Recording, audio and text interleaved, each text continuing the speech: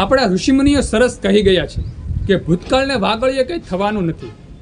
ભૂતકાળમાં જે પણ બન્યું હોય, જે પણ દુઃખદ ઘટના બની હોય, તેને આપણે નિત્ય વાગળીએ અને તેને યાદ રાખીએ તો હંમેશા આપણે દુઃખથી એમ કહેવાય દુઃખમાં ને દુઃખમાં પડ્યા રહીશું. તે હંમેશા યાદ કરીશું તો હંમેશા આપણે જીવનમાં આપણા મનમાં ચિંતા રહેશે. એટલે ભૂતકાળને ભૂલી જવામાં મજા છે અને ભવિષ્યમાં શું થવાનું છે તેની જો આપણે નિત્ય ચિંતા કરશું, સતત ટેન્શન અનુભવશું, ટેન્શન મગજમાં રાખશું તો પણ કાંઈ વળવાનું નથી. પણ વર્તમાન તો આપણા હાથમાં છે ને, અત્યાર છે ને તે આપણા હાથમાં છે. હંમેશા આપણે એમ કહેવાય અત્યારને પકડી લેવું જોઈએ, વર્તમાનને પકડી લેવું જોઈએ. કર્મ કરતા રહેવાનું, ભગવાન શિવજીની આરાધના કરતી રહેવાની. કર્મ સાથે ભગવાન શિવજીની ભક્તિ જો ભળી જાય ને તો 100% આપણું કલ્યાણ થઈ જાય છે. જ્યારે આપણે ભગવાન શિવજીની આરાધના કરી, નિત્ય પ્રભાતે ભગવાન શિવજીને યાદ કરી અને આપણા કર્મની જ્યારે આપણે શરૂઆત કરીએ છીએ ને ત્યારે 100% નહીં, હું તો એમ કહું 1001% આપણું કલ્યાણ થાય છે. આપણા જે કર્મ હોય, આપણું જે કામ હોય તેમાં આપણી પ્રગતિ થાય છે. હંમેશા આપણા પગલાં પ્રગતિના પંથે પડે છે, કારણ કે આપણે ભગવાન શિવજીની આરાધના કરી અને આપણા જીવનની શરૂઆત કરી છે, આપણી પ્રભાતની શરૂઆત કરી છે.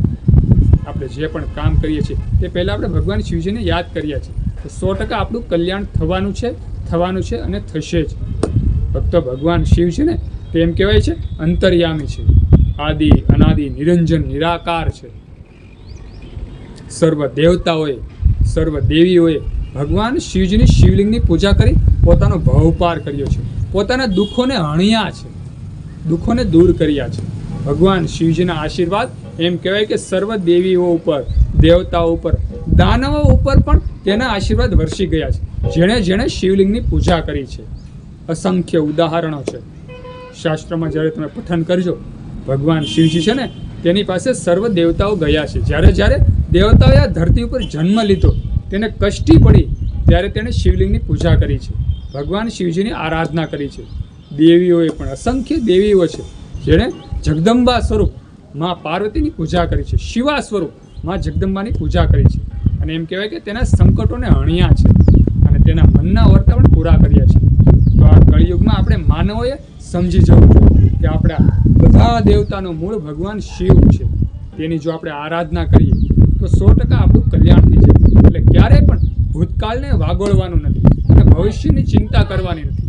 હંમેશા કર્મ કરતું રહેવાનું, શિવ ભક્તિ સાથે એમ કહેવાય નિરંતર કરતી રહેવાનું છે. 100% આપણું કલ્યાણ થશે.